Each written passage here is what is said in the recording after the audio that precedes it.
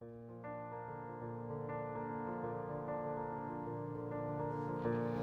haben wir uns 30 Jahre, anfangs Kollegen, schon bald Freund.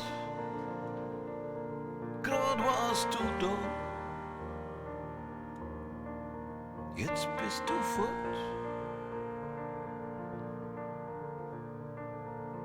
Wir haben über alles geredet, gleiche Erfahrungen, die wir gemacht haben.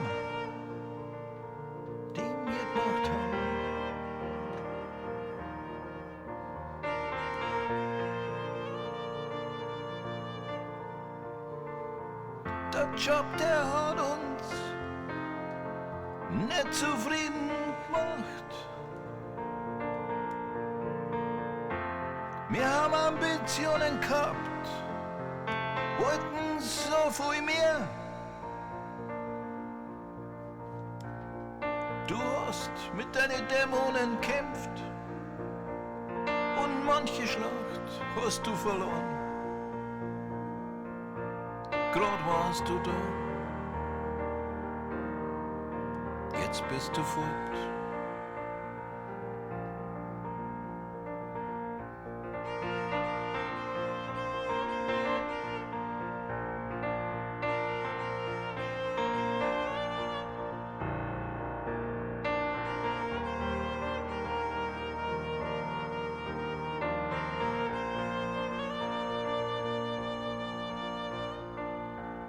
Aber beim Tennis haben wir so viel Spaß gehabt.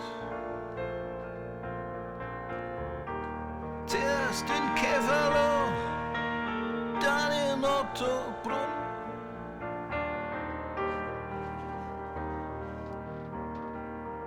Jetzt bist du gegangen, lässt uns allein.